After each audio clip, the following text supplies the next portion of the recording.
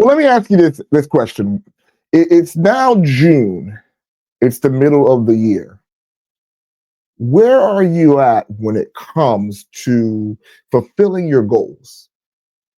You know, those goals that you put on your vision board in the beginning of the year when you're celebrating stepping into the new year. And you said, I have all these resolutions. Your vision board had the fancy car, the new house. I'm getting out of debt. I'm walking into my purpose this year. And I don't know if you feel like I feel like I blink and it's now June. Now, my success story is I feel like I've done more in 6 months than I did the previous year, which is great, which is great. But let me ask you, are you anywhere near reaching the goal or the goals that you have placed on that vision board, on that resolution list, on your dream journal? Where are you at right now? So what we're going to talk about right now is the mid-year checkup. Now, if you are like me, and I'm actually doing pretty good and I'm progressing on my goals, then what are you going to do now? I want you to continue the dream. I want you to continue to look and expand your horizons of where you see yourself, and then start planning and making those changes to go after the goals and go after more. But if you're like some of the people that can't tell me where your vision board is and your vision board, let me ask you that question. It's a pointed question. Where is your vision board? If it's in the closet, under the plants, it's out there in the dark of a shelter somewhere, and it's not in front of you, that's part of the problem. I need you to go get that vision board, which if it's in the closet, it's not a vision board, it's a wish board. Because if it's a vision board, a true vision board, it's there to be in front of you. You have to put it in a place where it's in your eye contact, where it's reminding you that you have work to do. Now, I'm not making this post today about trying to make you feel guilty for not hitting your goals, but if you are out there and you're like, I really do want to make my dreams and I don't want to waste another 6 months, good. I got a word for you. I got 3 R's that I want you to do. The first R is that you can still make changes, but you're going to have to reevaluate. Look at the goals that you have placed in the beginning of the year and ask yourself, were these goals attainable? Did I give a realistic timeline on how I'm going to approach getting these goals done? Like if you're telling me on your vision board, you have the big house and you want to upgrade from an apartment to your dream home, but your credit is whack, then what you need to do is readdress and reevaluate the vision to include, I got to make sure that I'm tracking my budget. I'm tracking my resources. And then I'm making steps and I'm getting the accountability to make that happen. If you think that you're going to just walk into your dream home with no preparation, you may get the home, but my question is, can you keep it? So again, I want you to reevaluate what you're doing. Okay. When we talk about reevaluating, you're reevaluating, making sure that your goals are smart. Are they achievable? Can you track it? Right? I want to make sure that the dream is not just so big and so unrealistic that no matter how much time you put in it, you're not going to get closer to it. You're shooting yourself in the foot. So reevaluate your goals. If you have to make some changes and adjust some things, that's okay. But reevaluate. Are those goals attainable? Are they realistic for what you are doing? Because if you put something on that's unrealistic, the truth about it is that you will never, ever go after what you don't believe. And if you're putting an unrealistic goal, your mind subconsciously is working against you that you're not going to do it because you don't believe that that goal is attainable. So it ends up being an abstract artwork that's sitting in your closet somewhere. Reevaluate your goals. The other part is recognize. The other R is recognize. You need to recognize how are you managing your time? Are you putting your priorities in place? Time management is important. Have you put your vision on a timeline goal? Right? And then not only are you looking at the timeline of when you want to accomplish the goal, but we're also looking at the time that you're going to put in making the goal happen. How are you dealing with your time? I hear entrepreneurs say, I want to write a book, but I don't have the time. I want to start a business, but I don't have the time. You don't have the time? Really? You don't have the time? Listen, you can write a book over 365 days, just taking 10, 20 minutes before you go to sleep and writing a verse or writing a chapter. Do you not have the time, or did you not make time the priority? I heard Myron Golden say something like, you can't afford to watch TV, basically. You can't watch TV and be poor. That's time that you can be putting into your business and growing your experience, growing your knowledge base about what you want to step into. You don't have time to waste it binge watching Netflix. Netflix is making more money off of you than you're getting money in your pocket. There's something wrong with that. So you have to prioritize your time. And listen, it feels like as I get older and older and older in life, that time is going by faster. I blink my eyes and another year is gone. Don't let time get away from you. Master your time. Okay.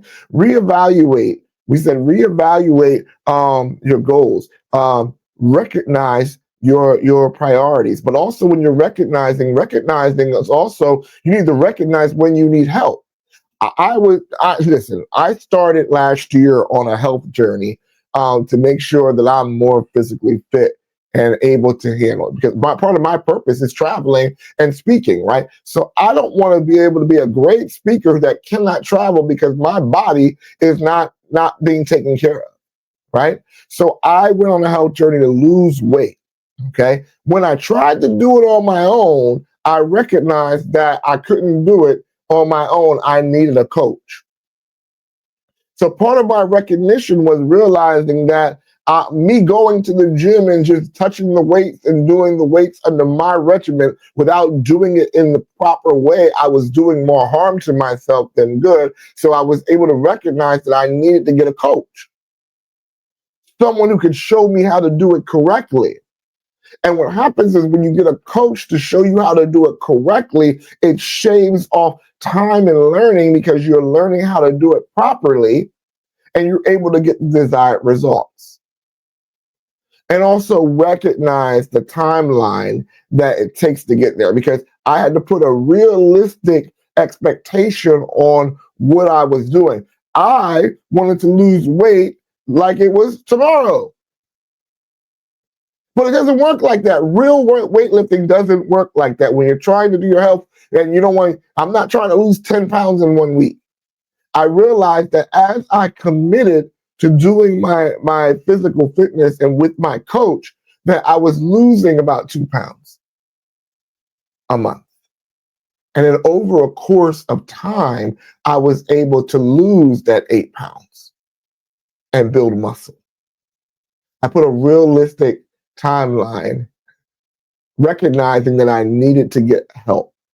Hey, maybe you're struggling in your marriage and you're like, my goal for this year is to make my marriage better than it was last year. Well, you know what? If you have years of toxicity, you can't expect that it's going to get better overnight.